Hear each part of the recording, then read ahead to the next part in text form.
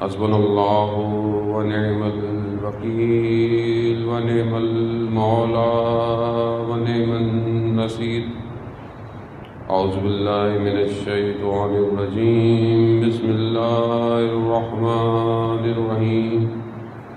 الحمد لله الذي يؤمن الخائفين وينجي الصالحين ويضع المستكبرين ويهلك ملوكهم ويستخلف آخرين. والصلاة والسلام على رسول الثقلين محبوب رب المشرقين والمغربين جد الحسن والحسين نبينا سيدنا بالقاسم محمد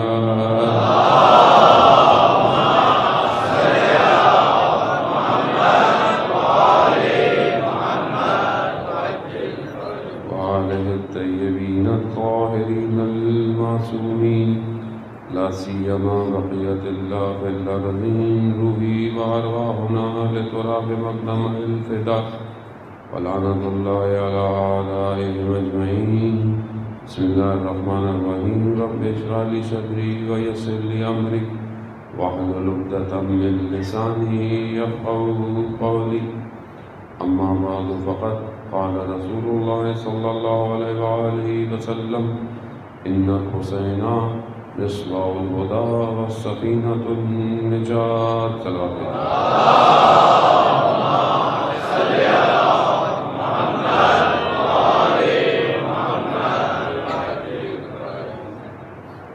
عزیزان سید الشہداء، ماہ محرم عشرے کی طرف بہت تیزی سے بڑھ رہا ہے، اور بہرحال ہم ہر روز امام کو امام کے کسی نہ کسی لفظ جگر کا پرسہ دینے کے لیے جمع ہو جاتے ہیں، اور یہی آنسو، یہی بقا آپ کی اور ہماری اس مجلس کو خدا کی بارگاہ میں قابل قبول بناتا ہے۔ باقی باتیں تو جو ہم کرتے ہیں نہ جانے ایک چھوٹا طالب علم ہونے کی حیثیت سے کس مطابق ہیں یا کسی قابل بھی ہیں یا نہیں ہیں، لیکن یہ جو آنسو ہیں، چاہے وہ بچے کے ہوں، چاہے وہ بزرگ کے ہوں، چاہے جوان کے ہوں، چاہے خاتون کے ہوں، وہ سب خدا کی بارگاہ میں ایک جیسے ہیں۔ ہو سکتا ہے جو بات کہی جائے وہ کسی کو سمجھ کم آئے، کسی کو سمجھ زیادہ آئے، لیکن گریہ اس کی بارگاہ میں اپنا میزان الگ رکھتا ہے۔ اسی لیے بہرحال کہ انسان خلوص اور اخلاص کے ساتھ اس بارگاہ میں آئے اور اپنے ظرف کو اس بقا سے پر کرے، تاکہ وہ جو رکاوٹیں میرے وجود اور میرے نفس میں ہیں، جو مجھے پرواز کرنے نہیں دیتی ہیں، میں انہیں صاف کر سکوں۔ تو یہی آنکھ کہ جو سید الشہداء پر گریہ کرتی ہے، یہ خود آنکھ خود اپنے آپ سے باتیں کرے کہ جو آنکھ حسین کے لیے روئے وہ آنکھ گناہ نہ کرے۔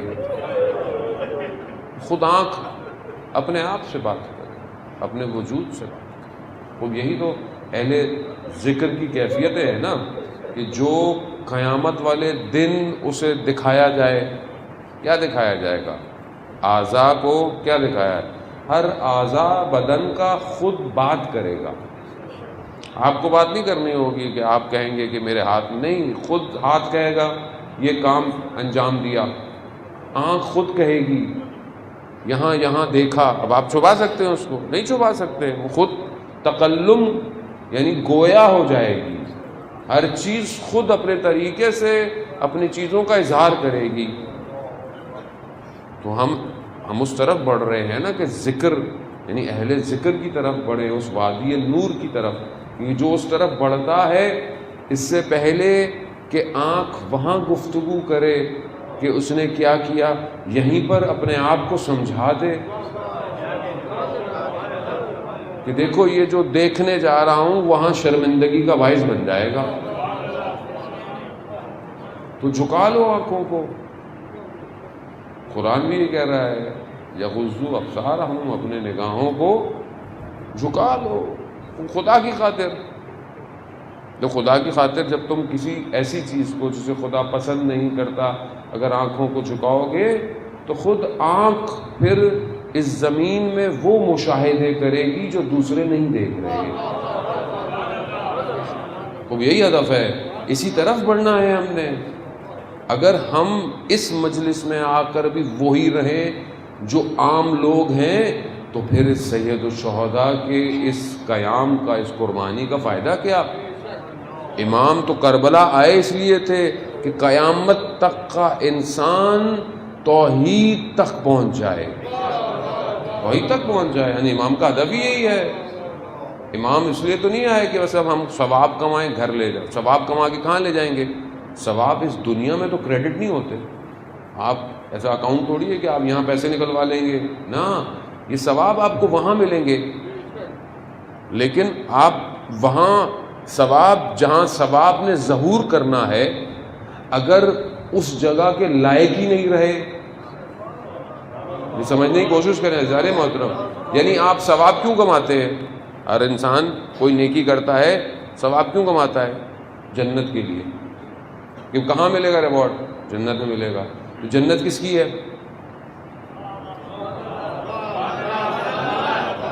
جنت کس کی ہے؟ جنت کے سردار کون ہے؟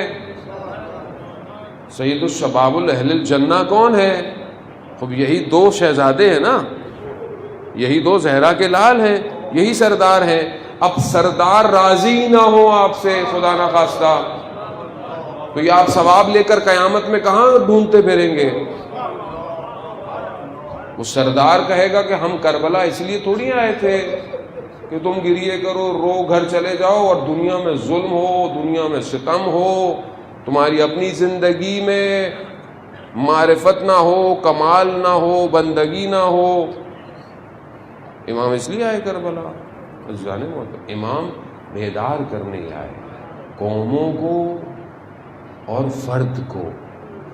اگر ایک فرد بیدار ہو گیا قوم پوری بیدار ہو سکتی ہے، اگر ایک فرد ظلم کے مقابلے میں ڈٹ گیا پوری قوم ڈٹ سکتی ہے، کیونکہ جب آپ اس عالم مادہ سے پرواز کریں گے تو پھر خوف خطر ختم ہو جاتا ہے۔ اسی عالم مادہ میں خوف ہے نا انسان کا، جو گھرا ہوا ہے، وہ انسان انہیں اپنی خواہشات سے، آرزوؤں سے جڑا ہوا ہے۔ کربلا میں جو مقابلے میں امام کے آئے تھے، کون سی چیز تھی جنہوں نے امام کے مقابلے میں کھڑا کر دیا؟ جان کا خوف، مال کا خوف۔ کافی لوگ آئے، کیوں آئے تم کوفہ سے؟ کہا ہمیں گھر کا خوف ہے۔ عمر ابن سعد لعنت اللہ علیہ اجمعین کہ امام نے جب اس سے مذاکرے کیے، آپ جانتے ہیں امام نے کہا کہ تم دستبردار ہو جاؤ۔ کہا وہ مجھے خوف ہے میرے اپنے گھر کا۔ کہا ہم تمہیں امان دیتے ہیں۔ امام جسے امان دے رہا ہو، نہیں سمجھا، دنیا میں تھا، کہا نہیں وہ مجھے رے کی حکومت ملنے والی ہے۔ امام نے کہا ہم تم اس سے زیادہ دیں گے، لیکن نہیں سمجھ پایا نا امام کو۔ تو یہی خوف تھے، ڈیزگنیشن، پوسٹ، گھر، دولت، یہ چیزیں چھن جائیں گی۔ خوب اگر یہ چھن جائیں گی تو امام کے مقابلے میں آ جاتا ہے آدمی، یعنی خطرناک بات ہے یہ انسان کی زندگی میں۔ یعنی انسان اگر دنیا کے معاملات سے محبت کرنے لگے تو حجت خدا کے مقابلے میں آ جاتا ہے۔ اسی کے لیے تو پریکٹس کرنی ہے کہ اپنے باطن کو اتنا صاف کر دے کہ سر پر تلواریں آ جائے اور بدنوں کے ٹکڑے ہو جائیں۔ تو وہ بدن کیا کہیں؟ شب عاشورہ کیا کہا کہ 70 دفعہ مارا جائے، 70 دفعہ زندہ کیا جائے۔ ہم آپ کو نہیں چھوڑیں گے امام سے، کو مار لیں آپ۔ اس کی وجہ کیا ہے؟ اس کی وجہ یہ کہ دنیا سے تعلق ٹوٹ چکا ہے، اور امام سے جڑا ہوا ہے. وہ ہمیں اپنے آپ کو بھی اسی طرف بڑھانا ہے، کیونکہ جو آخری ہادی ہے خدا کی طرف سے اور جو آخری فرزند ہے وہ ہمارے درمیان میں موجود ہے. اور وہ اسی لیے نہیں آ پا رہا کہ ہمیں اپنی چیزوں سے محبت ہوئی ہے، ہم چھوڑ نہیں پا رہے، ہم اپنی خواہشات، اپنی آرزوؤں کو ترک نہیں کر پا رہے. کہنا آسان ہے، کرنا سخت ہے. یعنی انسان اتنا اپنی وادی میں، اپنے نفس میں گم ہوتا ہے کہ اسے پتہ ہی نہیں چلتا کہ وہ آہستہ آہستہ آہستہ. اب آپ ہائی وے پہ سیدھے جا رہے ہو، ذرا سا بھی اگر آپ تھوڑا سا کچھ ڈگری بھی اگر آپ اینگل آپ کا چینج ہو جائے تو مقصد تک جاتے جاتے آپ بہت دور ہو جائیں گے. یعنی ذرا سا انحراف زندگی میں تباہی کا باعث بن جاتا ہے. خوب یہی ہوا آپ کی خدمت میں اتنے دن سے جو نہج البلاغہ کا خطبہ میں نے آپ کو بیان کیا کہ یہ اہل نور کی طرف اور اس اہل ذکر کی طرف ہم بڑھے. بہرحال کہیں ہم پہنچے، محاسبہ کر کے، اصلاح کر کے، گریہ اور بقا کر کے خدا کی بارگاہ میں جا کے بہرحال ایک منزل تک خدا کرے کہ ہم پہنچ گئے. اب اس منزل میں آ کر یہ نہیں اب آپ اہل ذکر ہو گئے، اب آپ بقا اور گریہ اپنے ضعف کے ذریعے سے آپ کو مشاہدے نظر آنے لگ گئے. اب آپ کیا کریں گے؟ اپنے کمرے میں بیٹھے رہیں گے یا ہر دور میں اہل ذکر کی کوئی ذمہ داری بھی ہے؟ تو اس کے لیے اگلا خطبہ ہے جو 192 میں معذرت میری اردو بہت اچھی نہیں ہے، 192 جو خطبہ ہے وہ اب دوسرے ایک زاویے کو بیان کر رہا ہے کہ اب آؤ. کیونکہ بہرحال بڑے بڑے لوگ تھے اس زمانے میں بھی، جب مولا متقیان حضرت علی ابن ابی طالب صلی اللہ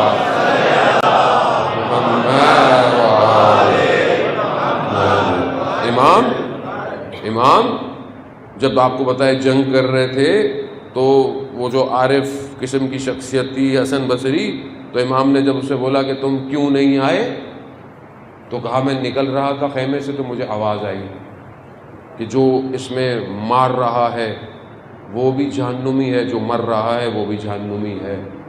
تو اب میں پیچھے ہٹ گیا. تو امام نے کہا آواز تو صحیح آئی، آواز غلط نہیں تھی، مگر تمہیں کیسے پتہ چلا آواز خدا کی تھی یا شیطان کی تھی؟ آواز صحیح تھی مگر تم نے کیسے کہا کہ تمہیں خدا کی تھی؟ وہ آواز تو شیطان کی تھی مگر صحیح تھی. بعض اوقات انسان کہتا ہے نا الہام ہو رہا ہے میرے اوپر، اور یہ نہیں پتا الہام شیطانی ہے. خدا تو قرآن تو کہہ رہا ہے اللہم صلی علی محمد عزیزان محترم، قرآن کہہ رہا ہے فجورہا و تقواہا، یعنی دونوں چیزیں نازل ہو رہی ہیں. اب جیسا ظرف ہوگا ویسا ڈاؤن لوڈ ہوگا. ظرف کیسا ہے آپ کا؟ ریم جو ہے وہ 16 GB ہے، ڈاؤن لوڈ آپ 256 کر رہے ہیں تو سسٹم تو کرش ہوگا بھائی. تو انہینس کرو اپنے آپ کو، بڑھاؤ ظرفیت کو. ظرفیتیں بڑھانا آپ کو بتا دیا میں نے چند دنوں میں، ظرفیت کیسے بڑھنی ہے. گریہ اور بقا سے بڑھنی ہے، سجدوں سے بڑھنی ہے. جتنا انسان بڑا ہوتا جاتا ہے سجدے اتنے طولانی ہوتے جاتے ہیں. کیوں؟ کیونکہ جب اس عالم میں اپنے آپ کو مشاہدہ کرتا ہے تو محتاج پاتا ہے، فقیر پاتا ہے اس بزرگی کے آگے. عزیزان محترم، اب امام نے اسے یہی کہا کہ بھائی بات صحیح تھی، جو مر رہے ہیں وہ بھی ان کے، جو مار رہے ہیں وہ بھی انہی کے، دونوں جہنمی ہیں. کہ جو ولایت کے مقابلے میں آئے وہ دونوں جہنمی ہیں. اب یہ کیوں نہیں سمجھ پایا؟ کیونکہ سوکھا عرفان تھا. عرفان ایسا نہیں ہے کہ صرف رات کو تسبیحیں پڑھتے رہو، مصلی پہ بیٹھے رہو اور دنیا میں ظلم ہو رہا ہے اور تمہاری زبان جو ہے وہ خاموش ہے. ایسا عرفان نہیں چاہیے. عرفان وہ تھا اس ہمارے دور کے اندر، وہ ایک شخص کہ جو رات کو ایسا گریہ کرتا تھا کہ ہمسائے سمجھتے تھے کوئی مر گیا ہے. لیکن صبح یہ کہتا تھا کہ میں حکومت کو مکہ مار کے اس کی دہان توڑ دوں گا. وہ کوئی اور شخص نہیں تھا، وہ خمینی بت شکن اس دور میں ایسا پیدا ہوا کہ اس سے بڑا عارف اس دور کے اندر ہے ہی نہیں، کہ جس کی اللہم صلی علی محمد جسے کہا کہ یہ آپ کیا کر رہے ہیں، یہ آپ جا رہے ہیں تو کیا انقلاب آئے گا؟ جہاز میں جو رپورٹر نے ان سے پوچھا کہ آپ کے پاس کیا ہے، آگے کیا ہے، آپ انقلاب لے رہے ہیں؟ کہہ رہے نہیں. کہہ رہا اگر آپ کو پتا ہو کہ جہاز میں بم ہے، پھٹ جائے گا تو کیا ہوا؟ کہا ہو اطمینان. کیوں؟ کہا ہم اپنے وظیفے پہ عمل کر رہے ہیں، نتیجہ اس کے ہاتھ میں ہے، ہمیں اپنے وظیفے پہ عمل کرنا ہے. خوب یہ کیسے پہنچے آدمی، یہ بہت عزیزان محترم آج کے دور میں یہ بہت مہم ہے. خوب آدمی بہت اچھا ہے، نمازی ہے، بہت اچھا ہے، عبادت گزار ہے، بہت اچھا اخلاق کا مالک ہے، تہجد بھی پڑھتا ہے، سب پڑھتا ہے، لیکن معاشرے میں گناہ ہو رہا ہے، اس کی زبان نہیں ہلتی. بہت بڑا واعظ ہے، بہت بڑا اسپیکر ہے، بہت بڑا مولانا ہے، بہت اچھی باتیں کرتا ہے، وہ دنیا میں ظلم ہو رہا ہے، نہیں بول رہا. کیوں نہیں بول رہا؟ کیونکہ خوب خطرہ ہے اپنی جان کو، یا خطرہ ہے کہ پتہ نہیں اگلے سال مجلس پڑھوائیں گے نہیں پڑھوائیں گے. خطرہ ہے نا. مطلب یہی اب ایک مولانا کو کیا چاہیے؟ یہی تو چیزیں، اس کی دنیا تو یہی ہے. ہر آدمی کو یہ حکمراں ہے، یہ حکومت میں ہے، وہ اگر کوئی صحیح بات کرے گا تو یہ اگلی دفعہ پارٹی نکال دے گی. ایسا ہی ہے، اگلی دفعہ لائے گا نہیں. کیوں؟ کیونکہ لانے والے کوئی اور ہیں. تو کب تک خوف کھائیں گے؟ کیونکہ آپ سے آپ کے اس حصے کا سوال کیا جائے گا کہ ہم نے تو تمہیں 4-5 سال حکمراں بنایا تھا، کیا کیا؟ نہیں، وہ پہلی والی حکومت نے نہیں کیا تھا. خدا نہیں پوچھے گا پہلی اور دوسری حکومت کے بارے میں، خدا پوچھے گا تمہیں تو اختیار دیا تھا، اگر مجھ پر توکل کرتے تو میں نے تو ایسی قوموں کو جو ظلموں میں رہی تھی، فرعون جیسے حکمرانوں کو کھاڑ دیا ہے. یار تم امریکہ سے ڈر گئے.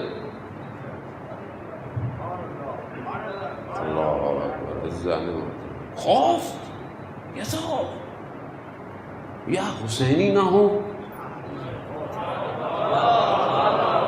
لبیک لبیک لبیک یا حسین، لبیک لبیک لبیک یا حسین، لبیک یا حسین، لبیک یا حسین، لبیک یا حسین، لبیک یا حسین، لبیک یا حسین.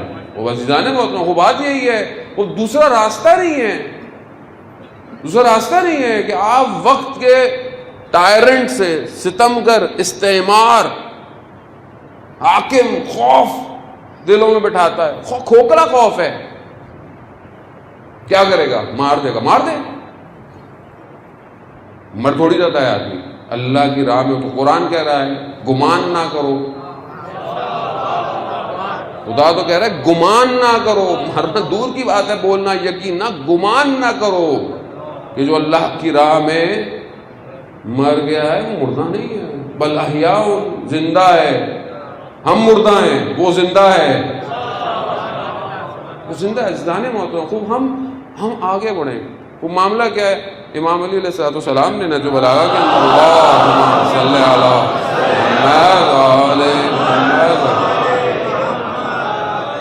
محمد، امام بیان کر رہے ہیں اس ایک امتحان کو کہ جو ابتدائے خلقت میں لیا گیا.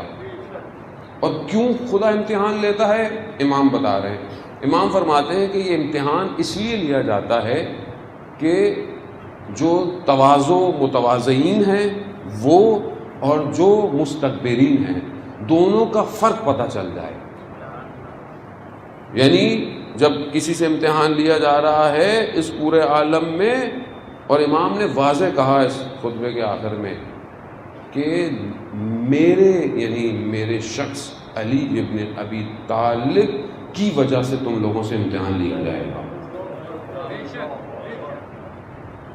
ظالم محترم, لیا نہیں گیا امتحان, لیا گیا امتحان. غدیر خم سے امتحان شروع ہو گیا, آج تک امتحان چلے آ رہا ہے, امتحان آج تک ہے. وہ یہ آؤ امتحان لیا جا رہا ہے. لیکن اول خلقت میں کیا ہوا امتحان کا؟ پروردگار نے ایک مٹی سے بنا دیا. اب یہ مٹی سے بنا ہوا ہے اور کافی عرصے سے بنا ہوا ہے. اب ملائکہ اس کو دیکھتے بھی ہیں اور چلے جاتے ہیں. پھر خدا قرآن میں کیا کہتا ہے؟ ہم نے اس میں اپنی روح کو پھونکا. جب ہم نے اس کو روح کو پھونکا تو ہم نے کیا کہا؟ ہم نے کہا سجدہ کرو, سجدہ کرو. اب ملائکہ کا امتحان تھا, ملائکہ اپنے امتحان میں کامیاب ہو گئے, سجدہ کر دیا. لیکن جو اپنے عمل, ریاضت اور عبادت سے ملائکہ تک پہنچ چکا تھا,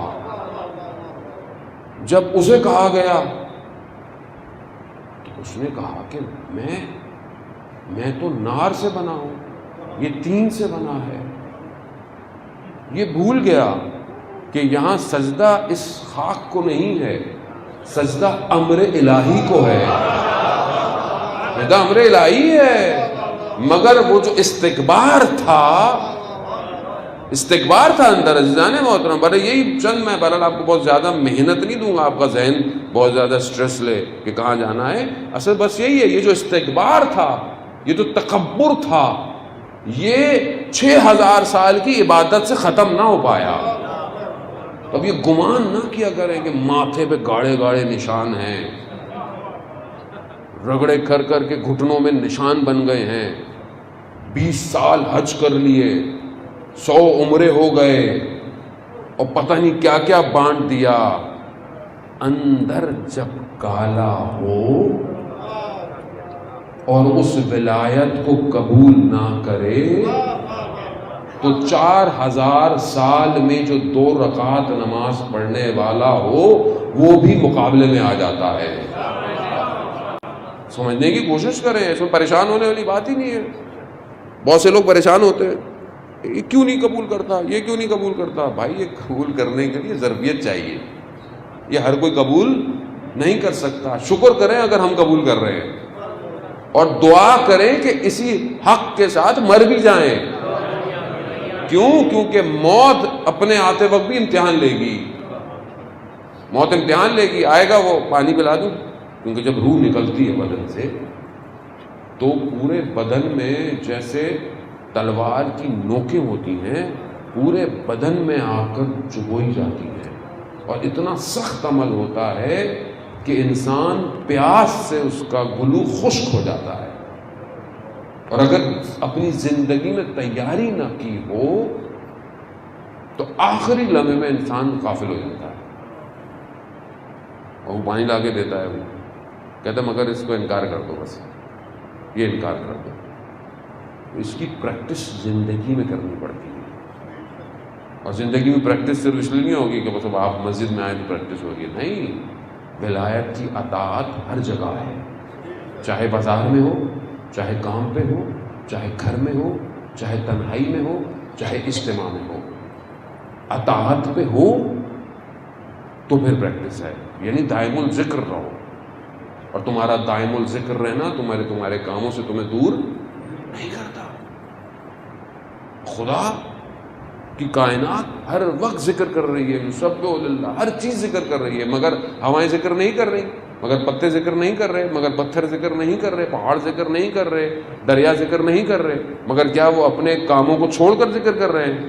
نہیں, وہ ذکر کر رہے ہیں, ان کے سارے کام بھی ہوئے چلے جا رہے ہیں. ملائکہ ہر وقت ذکر کے اندر ہیں. یہ امتحان کیوں لیا گیا؟ مفسرین بیان کرتے ہیں کہ بہرحال خدا چاہتا تو اپنے اس امر کو, اپنے اس چیز کو نور کی حالت میں دکھا دیتا. خاک میں کیوں دکھایا؟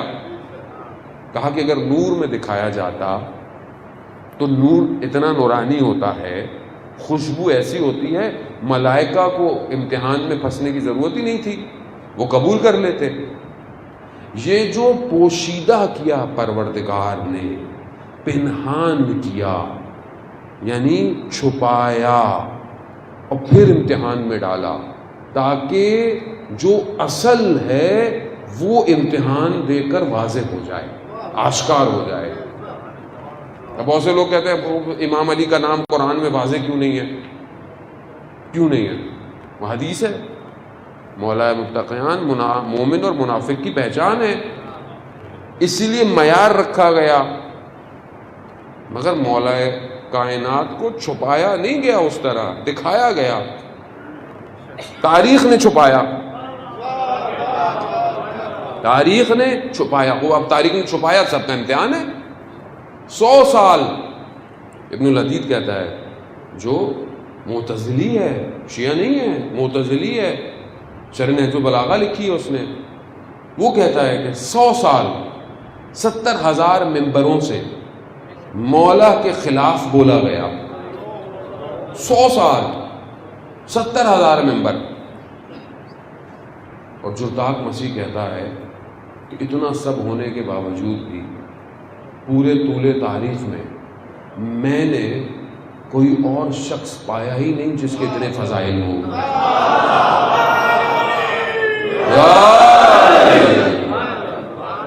کہا میں نے علی جس کے لیے 100 سال ممبر سے پتہ نہیں کیا کیا بولا گیا ہو، فضائل چھپائے گئے۔ کیوں چھپائے گئے؟ اصحاب خوف سے چھپا رہے ہیں، دشمن تعصب سے چھپا رہا ہے، صحابی خوف سے چھپاتے ہیں، وہ چھپاتے گئے، کہتا پھر بھی میں نے تاریخ میں نگاہ دوڑائی، مجھے اس سے بڑا کوئی شخص نظر ہی نہیں آیا بشریت میں۔ ظاہر ہے ولایت ہے، دنیاوی معاملہ تھوڑی ہے، صرف رشتہ داری تھوڑی تھی رسول خدا کی کہ رشتہ دار ہیں تو چلو آ جائیں، نہیں، کائنات کا امام ہے، خدا نے معین کیا ہے، معصوم ہے، اولو الامر ہے، قرآن اطاعت کا حکم دے رہا ہے، وہ اس لیے چھپائے گا۔ خود امتحان ہے، اب تم کتنا امتحان میں آتے ہو۔ اب ہمارے یہاں بھی کیا ہوا، بات تھوڑی سی سخت ہے لیکن کیا کریں، کرنی تو پڑتی ہے، نہیں کرو تو پھر کچھ اور پڑھ کے چلے جاؤ یہاں سے۔ بات یہ ہے کہ یہ ذات ہستی ہے ایسی کہ دشمن نے دیکھا کہ پہلے اس سے دور کرو، دور کر لیا، پھر کہا کہ جتنا دور کر لو، پھر علی شروع ہو جاتا ہے، جس کو بھی جتنوں کو بھی دور کر لو، فرقوں کو دور کر لو، مگر پھر یہ سب علی کرتے ہیں۔ دشمن تو دیکھیں دشمن ہے، وہ ہے دشمن اصل، جس نے 4000 سال میں 2 رکعت نماز پڑھی ہے، وہ اس نے بولا کیا کریں، کہا کہ یہ اب ان کو کیا کرو کہ اسی نام سے ہی مشکل کر دو۔ اب آپ دیکھیں ہمارے یہاں جو اپنے مسائل ہیں وہ کیا ہے، ہستی تو یہی ہے نا، اب سب کو محبت ہے مولا سے، تو اسی مولا کے نام پر بلاتے ہیں، بولتے کچھ اور ہیں، بھائی ایموشنل بلیک میل کرتے ہیں، بھائی ولایت نہیں ہے، مولا سے ولایت نہیں، مولا کے فضائل نہیں ہے۔ فضائل صرف زبانی تھوڑی ہوتے ہیں، فضائل کو اپنے وجود سے اظہار کرنا پڑتا ہے، فضائل کو ایسے تھوڑی ہے کہ زبان سے کہہ دو، وجود سے اظہار تو کرو، کوئی تمہیں دیکھے تو یہی کہے علی کا شیعہ لگتا ہے۔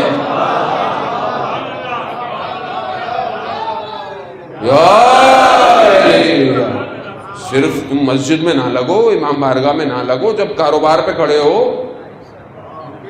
جب اپنی تنہائی خلوت میں ہو، بھائی اگر لوگ تمہیں دیکھ نہیں رہے تو ملائکہ تو دیکھ رہے ہیں،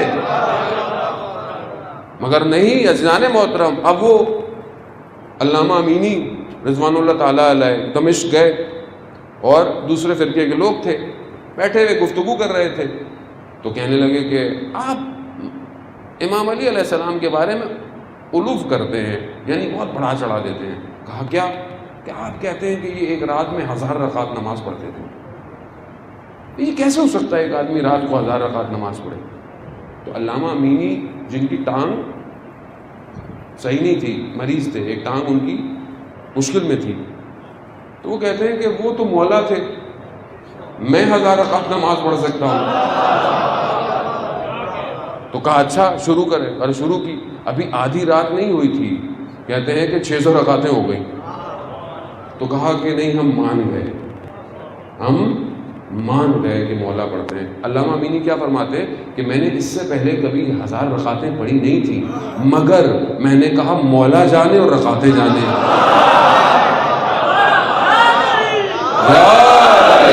وہ عزیزان وہ تو ولایت یہی ہے نا، ولایت یعنی یقین ہو، اطاعت ہو. ایسی تو نہیں ہے کہ صرف میں شعر پڑھ کے چلا جاؤں یا کچھ اور کام کروں، نہیں عزیزان وہ تو یعنی پورا معاشرہ اس طرف حرکت کرے. مگر مولا متقیان ظلم کے مقابلے میں نہیں کھڑے ہوئے. مگر مولا کو کیا اپنی ڈیزگنیشن پیاری تھی. 4 سال حکومت کی، بشریت کی تاریخ میں ایسی حکومت کسی نے قائم نہیں کی، لیکن زیادہ وقت جنگوں میں گزرا. کیوں جنگ ہوئی علی علیہ السلام سے؟ کیوں؟ حق کی وجہ سے. کیوں مسجد میں شہید کیا گیا؟ حق کی وجہ سے. آتے ہی بیت المال کھینچ لیا جو غلط استعمال ہو رہا تھا. پہلے تو پارٹیاں تھیں نا، جیسے ہماری بھی ہوتی ہے، ہاں اپنی پارٹی کا دے دو. خدا کی بارگاہ میں ایک کرن کا حساب ہے. آیت اللہ شمس الدین بیان کرتے ہیں بہت بڑے عارف اور زاہد کے کہ ان کا دنیا سے انتقال ہوا تو بڑی حسرت تھی کہ یہ خواب میں آئے وغیرہ. خواب میں آئے 7 مہینے کے بعد. کہا پوچھا کہ کیا معاملہ ہے، اتنے زاہد اور عارف. کہا کہ ایک دفعہ میں کہیں سفر سے آ رہا تھا، ایک اونٹ کے اوپر لکڑی کے گوشے تھے، لکڑیاں. کہہ رہا وہ میں نے ایسے ہی نکال لیا تھا خلال دندان کے لیے، مگر مجھے یاد نہیں کہ میں نے استعمال کیا یا نہیں کیا، جسے وہیں چھوڑ دیا. 7 مہینے تک اس کا حساب دے رہا تھا.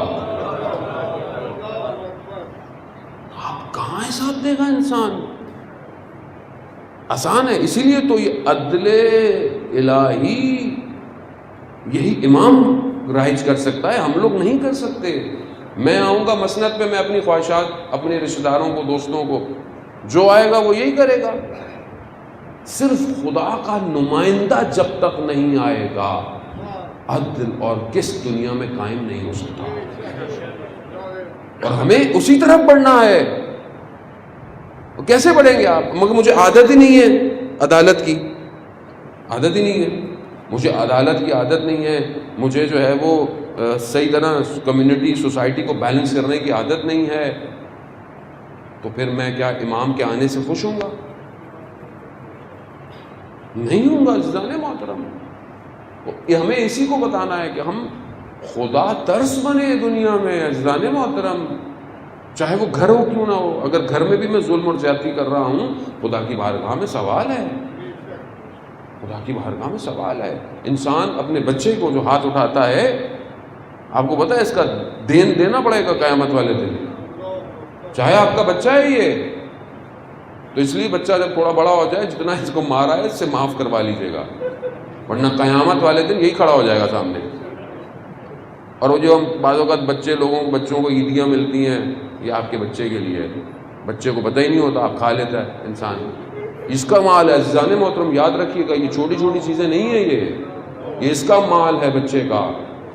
یا اسی پہ خرچ کریں یا پھر اس سے اجازت لیں جب یہ بالغ ہو جائے. کیونکہ ہم تو بیسکس ہی ہماری ہلی ہوئی ہیں، تو ہم مدینہ کی ریاست قائم کریں گے؟ ہمارے بیسکس ہی ہلا ہوا ہے. ہم اسلامی ملک ہیں. اسلامی ملک میں ٹھیک ہے، ہم یہ نہیں کہتے کہ وہ سخت والا یا ڈنڈے والا اسلام ہے، لیکن کم از کم آپ کے جتنے انسٹیٹیوشن ہیں وہ اسلام کو رائج تو کریں. صرف کچھ بیٹھے ہوئے ہیں اسلام کے نام پر، بڑی بڑی جتنے بھی ادارے ہیں جمع ہوتے ہیں، چائے پیئیں گے، پھل کھائیں گے، چلے جائیں گے. یعنی اتنے بڑے بڑے ادارے ہیں، ریلیجیس افیئرز اور پتہ نہیں کیا کیا. یہ نظر نہیں آتا جو ہمارے ملک میں ڈرامے بنائے جا رہے ہیں وہ حرام ہیں. وہاں زبان نہیں کھلتی. وہاں کیوں نہیں کھلتی؟ کیونکہ خوب یہ ان کے خلاف بولیں. یہی تو کمپنیاں چلا رہی ہیں ہمیں. خدا کا خوف نہیں ہے. جوان نشوں میں پڑا ہوا ہے. کون سا نشہ نہیں ہے جو آج دوان کر رہا ہے؟ تباہ ہو گئی نسلیں، مگر کسی کو نظر ہی نہیں آتا. کون بولے؟ حکمراں تو جب آتا ہے اس کو اپنا جمع کرنا ہوتا ہے، کیونکہ پھر زندگی میں پھر ملنا تو ہے نہیں. اگر کسی عالم کو کوئی پوسٹ مل جاتی ہے تو وہ بس اس کو اپنے ٹور اور اسی میں چکر میں لگا رہتا ہے. وہ بھائی بیسک حل کرو قوم کا، واعظ نصیحت کرو. معاشرے میں واعظ اور نصیحت ہے ہی کوئی نہیں. وہ بس ایک خدا طرز بندہ ہے وہ طارق جمیل، بس وہی اللہ اور رسول کی بات کرتا ہے، اس پہ بھی پتہ نہیں کیا کیا کر دیتے ہیں اس کو. تو جس قوم میں خوف خدا کی گفتگو نہ ہو، قیامت کے جو موقوف ہیں جہاں رکا کھڑا جائے گا اس کی گفتگو نہ ہو، عالم برزخ میں عذاب کی گفتگو نہ ہو، تو وہاں انسان تو ظاہر ہے وہ نڈر ہو جائے گا، بے باک ہو جائے گا. جو بھی کرنا ہے کرو. عزیزان محترم، تمنا یہی ہے کہ جب مرے تو زیارت امیر المومنین ہو. صلی اللہ علیہ محمد وسلم. تمنا یہی ہے نا، زیارت ہو. خود اس قابل ہوں گا کہ مولا میری زیارت کرنے آئیں گے؟ اتنی جو امام نے نہج البلاغہ خطبہ، امام نے کیوں اتنی زحمتیں کی، اتنی سختیاں کی؟ طول تاریخ میں جرداق مسیح کہتا ہے علی جیسا کوئی مظلوم شخص ہے ہی نہیں، پوری کائنات کا سب سے مظلوم شخص ہے. کیسے کہ جب لوگ دنیا سے چلے جاتے ہیں تو ان کے دشمنوں میں کمی آ جاتی ہے. یہ وہ واحد شخص ہے جس کی دشمنی میں اضافہ ہوا ہے. عزیزان محترم، خوب امام نہج البلاغہ گھر میں سنبھال کے مت رکھیں، اس کو پڑھیں اور اپنے وجود میں اس کو امپلیمنٹ کریں. امام یہی فرما رہے ہیں. امام فرما رہے ہیں کہ خوب پنہان کر کر خدا امتحان لیتا ہے تاکہ تمہیں اشکار ہو تمہارے پیسے. اگر خدا نے نور ہی رکھا ہوتا، معصوم سے پوچھا گیا کہ کیوں پروردگار نے ہمیں بھیجا دنیا میں اور اس مشکلات میں ڈالا ہے؟ کہا آنے سے پہلے نور ہی تھے، لیکن اگر اسی نور کی حالت میں رہتے تو تمہارے اندر بھی استکبار پیدا ہو جاتا. خدا نے چاہا تمہیں لائے، تم ایک دن تمہیں پانی نہ ملے تمہیں پتہ چل جاتا ہے تم کون ہو. ہوا ذرا سی بند ہو جائے تمہیں اپنی محتاجی کا احساس ہوتا ہے تاکہ تم متوجہ ہو. انتم الفقراء الی اللہ، تم سب محتاج ہو اس کے. اشکار کرتا ہے، اس نے اشکار کیا ہے میں یہاں بھیج کر. اسے ضرورت نہیں ہے، اس کے اندر کیفیتیں ایجاد نہیں ہوتی ہیں. عزیزان محترم، اس کے نہیں ہے کہ بس آپ دعا کریں پروردگار ایسا کر دے. ایسا نہیں ہے کہ آپ کی دعا سے اس کے اندر کوئی کیفیت پیدا ہوگی. مثال کے طور پر کسان جو ہے وہ بیج بوتا ہے، وہ دعا کر رہا ہے بارش ہو. رنگ جس نے دیوار پہ کیا وہ کہہ رہا بارش نہ ہو، تو اب کس کی سنے؟ دونوں اس کی بارگاہ میں دعا کر رہے ہیں نا. تو اب کس کی دعا کی وجہ سے ادھر اثر پیدا ہو؟ تو کہتا ہماری دعاؤں سے اثر پیدا نہیں ہوتا ادھر. کیوں؟ کیونکہ وہ عزیز ہے. یہ ساری عزت اور کبریائی صرف اسی کی ہے. وہ ہماری چاہتوں سے معاملات نہیں چلاتا، جو وہ چاہتا ہے وہی ہوتا ہے. اب ہمیں اس کی چاہت کی وجہ سے اپنے وجود میں تاثیر پیدا کرنی چاہیے. کیا ہو؟ راضی ہو جاؤ، راضی رہو. رضا یہ مقام ہے، میں نے آپ کو کل بیان کیا کہ جو زہد، ورا، پھر یقین، پھر مقام رضا جو ہے یہ بہت بلندی ہے. یہ آسان نہیں ہے کہ انسان زندگی میں ہر چیز پر راضی رہے. کہیں نہ کہیں پھٹ پڑتا ہے کہ یہ کیا پروردگار، میں تو نماز. بچے ہمیں کیا کہتے ہیں؟ مولانا صاحب اتنی محنت کی، نمازیں پڑھی، تسبیحاں پڑھی، امتحان میں نمبر ہی اچھے نہیں آئے. بھائی ان کے ساتھ ساتھ کتابیں بھی تو پڑھنی تھی, محنت بھی تو کرنی تھی. وظیفہ دے دیں اچھے نمبروں سے پاس ہو جائے, وظیفہ دے دیں اچھی شادی ہو جائے. بھائی اپنا کردار اچھا بناؤ, لوگ تمہیں اپنی بیٹی دیتے ہوئے فخر محسوس کریں. بیٹیوں کی تربیت ایسے کرو کہ لوگ پسند کریں کہ یہ بیٹی ان کی نسل کی ماں بنے. وہ یہ کون کرے گا؟ وہ یہ ظاہر ہے کہ آپ کریں گے, معاشرہ اس طرف بڑھے گا تو ہی پھر کچھ ہوگا. عزیزان محترم, رحمت الہی تبھی آئے گی. وہ امام یہی فرماتے ہیں کہ خدا نے امتحان لیا ہوا ہے, اب یہ امتحان لیئرز میں ہے, اور یہ اسی امتحان کو اوج پہ پہنچایا ہے سید الشہداء نے. یعنی اسی امتحان کو اپنی اوج پہ پہنچایا ہے کربلا میں, تاکہ تاریخ یعنی بشریت جب تک ہے قیامت تک یہ واقعہ جو ہے وہ نقابوں کو الٹتا رہے گا, الٹتا رہے گا. جہاں آپ کو لگے معاملہ وہاں لے آؤ حسینیت کو. جو حسینیت پہ قائم ہے اکبر ہے. یا نثارت الحسین, یا نثارت الحسین, لبیک یا مہدی, لبیک یا مہدی, اللہم صلی علی محمد. بولتا ہوں خوب یہ واقعہ ہے ہی ایسا کہ فرد اور قومیں, ملتیں دیکھیں اپنے آپ کو کہاں کھڑی ہوئی ہیں. امام حسین کسی فرقے کے نہیں ہیں. امام حسین مطلب آپ بولے کہ امام حسین شیعوں کے ہیں, ایسا قطعاً نہیں ہے. امام حسین بشریت کی بقا کے لیے کربلا گئے, بشریت کی بقا, چاہے کوئی بھی. اس لیے تو نیلسن منڈیلا کہتا ہے کہ جب میں جیل میں تھا اور مجبور کر دیا کہ میں ان کی باتوں کو ایگری کروں تو اس رات مجھے امام حسین کی قربانی یاد آ گئی.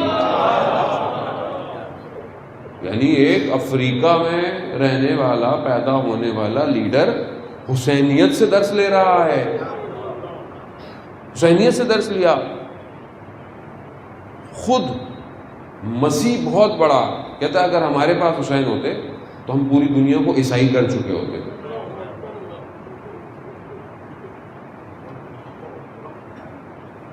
کیونکہ ہم سمجھ ہی نہیں رہے یہ معاملے کو, ہم اس کو فرقہ واریت میں بدل دیا ہے.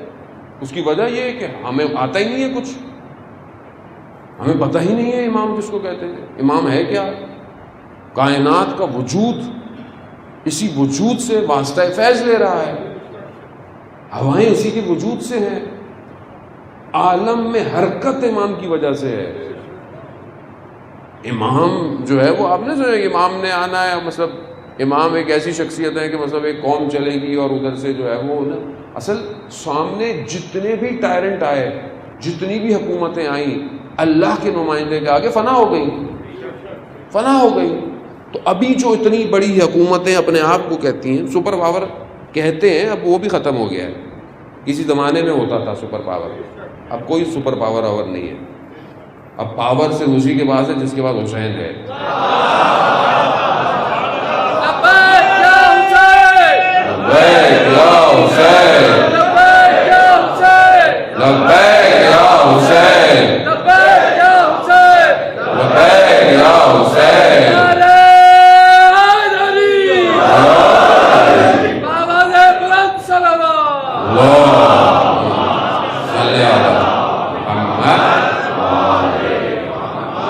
اور یہ تو خطابت کا جملہ نہیں ہے جان محترم, کر کے دکھایا ہے, کر کے دکھایا ہے. یہ آؤ دنیا کے بدماشوں کو جمع کر لیا انہوں نے, دنیا کے گنڈوں کو جمع کر لیا, دنیا کے اسلحے کو جمع کر لیا, $73 ٹریلین لگا دیے. آؤ آ گئے شام, ادھر سے ادھر والوں نے کیا بولا, ایک دفعہ اسیر ہوئی تھی زینب، اب نہیں ہونے دیں گے۔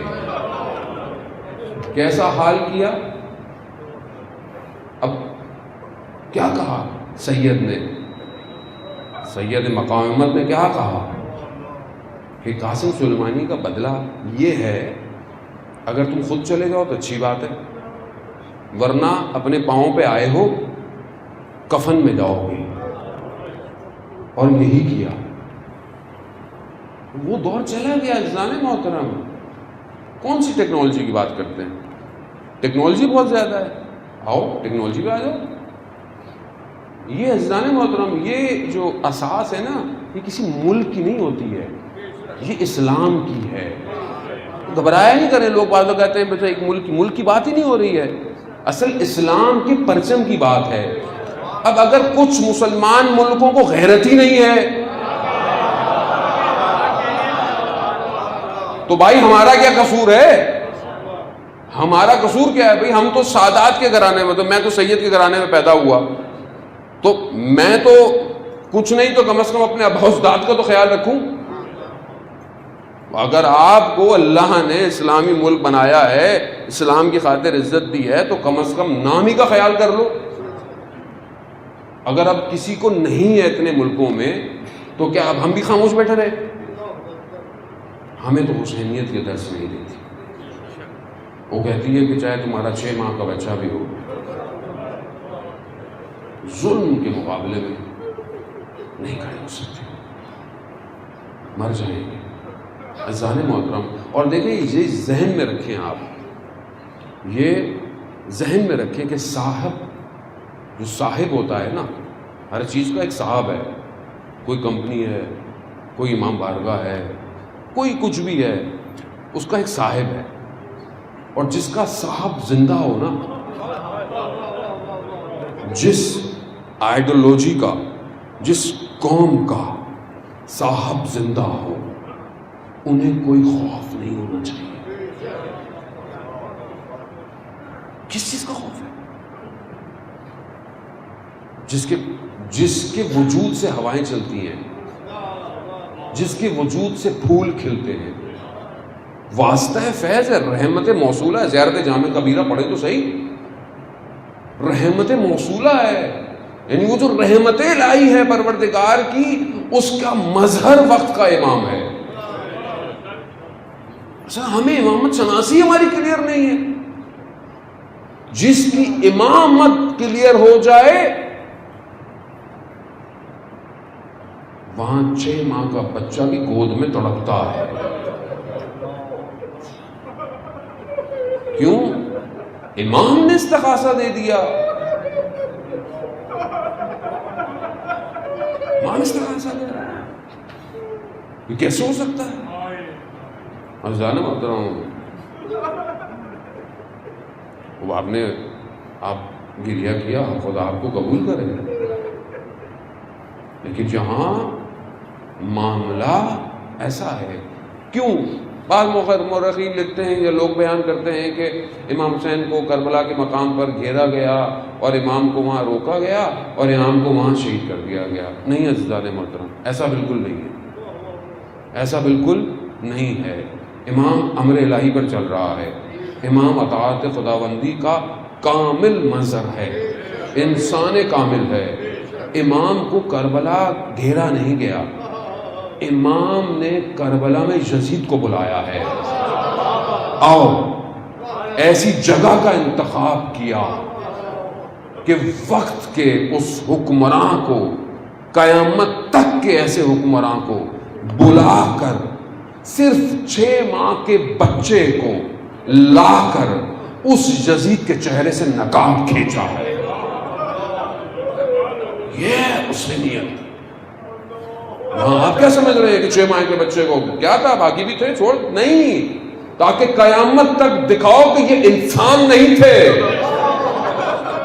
تم انہیں مسلمان کہتے ہو، تم انہیں رضی اللہ کہتے ہو، انہی کے ساتھ محشور ہونا، اور اگر مقابلے میں آئے تو وہی حال ہوگا جو کیا اور جو کرتے رہے ہیں. پہلے تمہاری نظریں اٹھتی تھیں حرموں پہ نگاہ تو اٹھا کے دیکھو ذرا.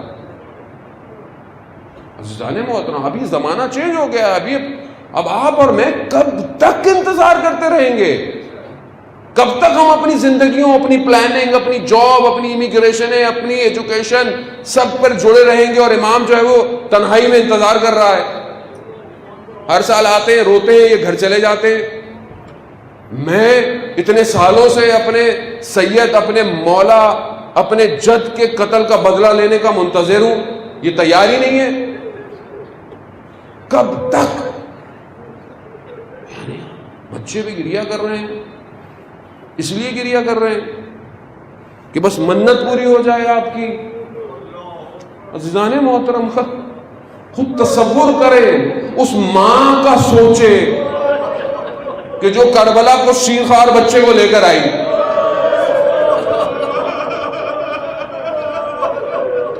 سوچے نا.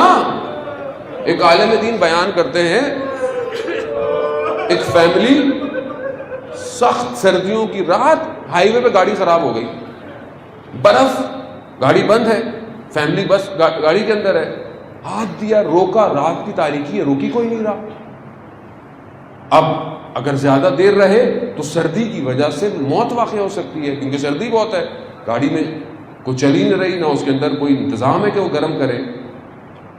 تو اس شخص نے کہ جو باپ تھا، اس کا چھوٹا سا بچہ تھا، اس نے بچے کو لیا اور ہائی وے پہ یوں کھڑا ہو گیا. بس آپ پہنچ گئے، بچے کو دیکھنا تھا، گاڑیاں روکنا شروع ہو گئی.